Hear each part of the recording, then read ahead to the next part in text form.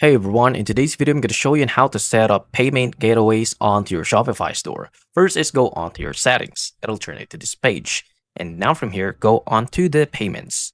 Now, after going onto the payments section on to your account, all you're going to do is to select a specific payment method. Like for example, you wanted to go on a PayPal, American Express, Visa, and many more. Like for example, on this page, I added a PayPal.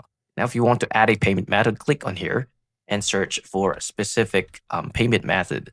Like, for example, going to choose on American Express and choose on Oceanic Payment or depending on what you want.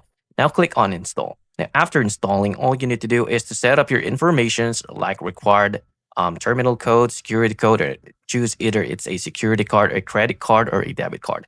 And then after that, click on Save button. It'll automatically be applied on to your gateway payment onto your account. Just same as on what I have, like for example, the PayPal directly on to my payments. And that's it. If you find this video helpful, please like and subscribe and I'll see you into the next one. Thank you for watching.